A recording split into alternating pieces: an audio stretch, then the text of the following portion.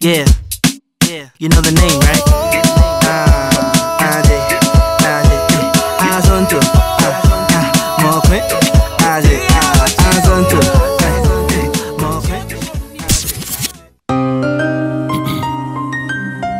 Allow me to introduce myself. My name is Diojo.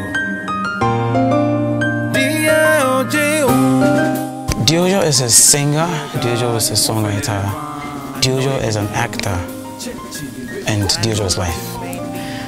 I say this because I've noticed that everywhere I go, people get excited, people get happy to see me around, and so even when they hear me do what I do, that singing, you know, I see smiles on faces, and I know I'm there. I know I'm doing what makes people happy.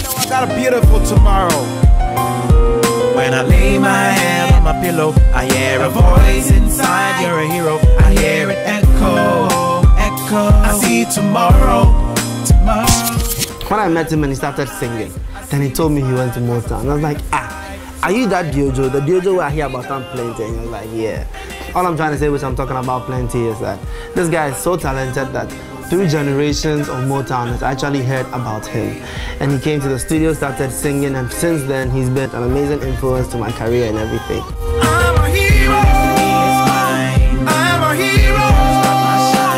I'm a hero. He's got a lot of talent. Honestly speaking, he's very well versed in his music, and he's learned a lot in the sense that he's able to manage his progressions, he's able to compose his own music, and he knows when he's gone off or not, as compared to some other people who come in and need a lot of guidance with what they're doing.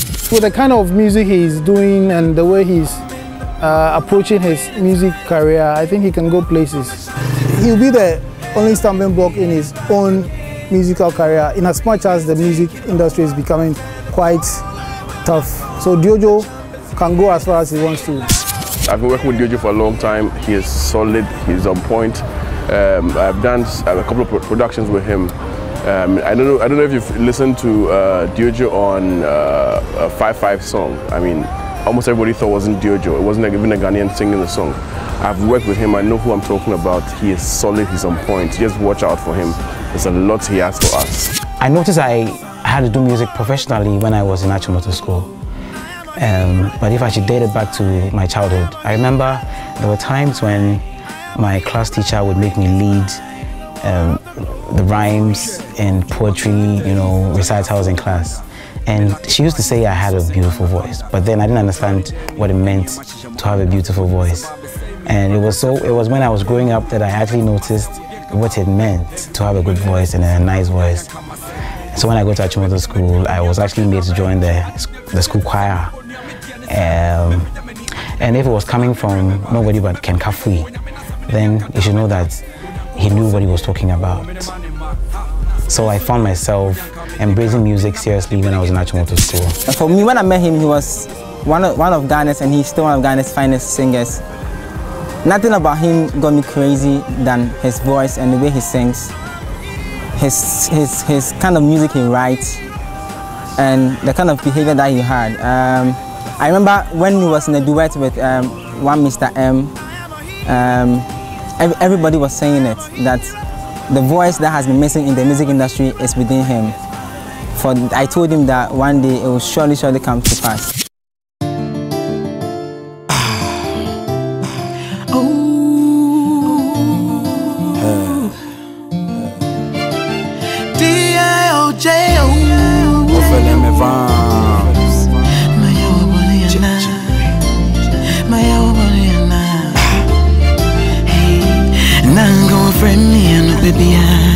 Just to check if I'm alright. Just to say goodnight. If you always listen to my music, it carries a specific message and so on. My theme is love.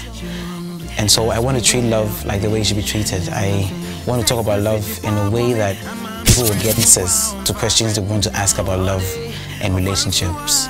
That aside, I face social issues as well.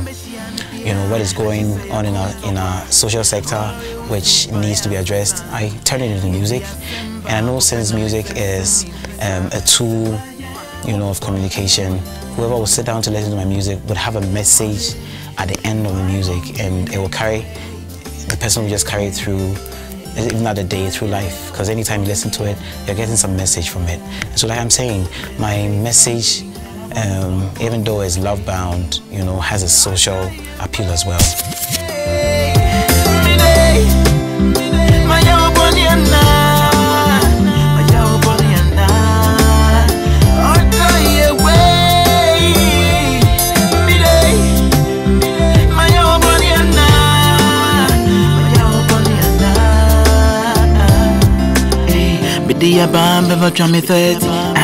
Anything I do, forget it. My bunny, I regret it. My baby, oh. When I saw Diojo, when I met him one-on-one, I was like, wow, the guy had a good sense of humor. He was just like me because he always had something in mind, you know. And actually we clicked, yeah. We started working on something. And to my utter dismay, when I started the song, we just take the song and just do it. I was like, man, am I working for you or you are working for me? He always like, see, we are working together. You know, I really like his songs. Diojo, it was an early morning, and Oriama Kuma, she juggled a number street beat.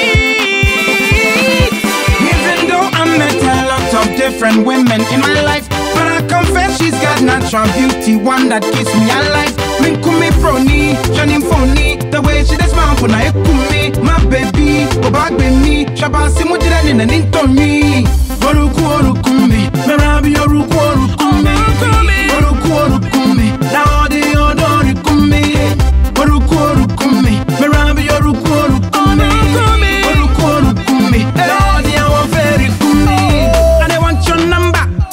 She say nah, champagne and pizza. She say nah, I gon' give you right and try to say it into my. Girl, I just don't wanna be with you, I wanna be in you. So tell me what you want from me, go diamond or pearl. I am not limited to a particular genre of music. My inspiration brings the genre. It could be reggae, it could be high life, it could be soul, it could be hip hop, it could be R&B. Exactly what is inspiring it is what will bring the genre. So I won't say that I'm limited to one or a specific genre. I'm quite broad when it comes to singing. Yeah. All I can say, and it's very simple and short, that's a voice you need to pay attention to. That's a voice that's going to take Africa to the next level. That's an inspirational voice, basically. When I met him, he brought his products and I was like, I listened to it and I said, wow. But then he was planning to launch his debut album. And I was like, wow, okay, if there is something I can do for you, we have to put our heads together to bring stuffs that will make Diojo grow. And anybody that will hear the name of Diojo, the person will be like, yeah, this guy is great, man.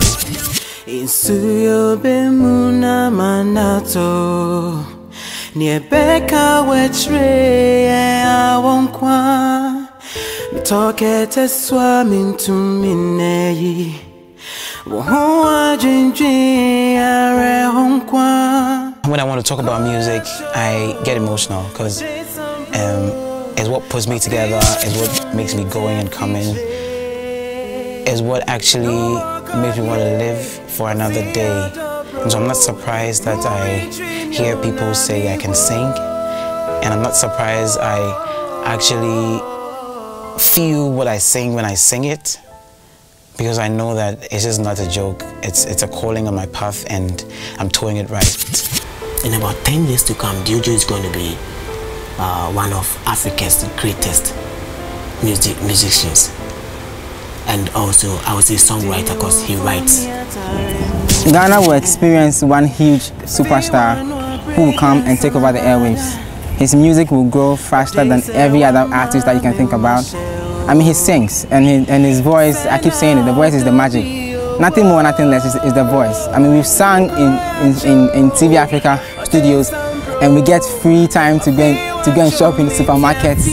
You know, we sing at TV3 offices, and we get free airtime to promote our music, and we didn't have a video by then. You know, it's been a long journey. I can't say it all, but I'll say that I think God knows best, and he has always believed in God. And there's one thing about him that I love. He's very spiritual, and he has always believed in God. He knew that day when it comes, God made it happen, and it's happening today. Diojo is the best in town. Like I've always told him, God's time is the best, and I believe this is God's own time, and it's going to be beautiful. He's going to go places. I see myself winning awards, Grammys. I see myself putting Ghana on the globe of music.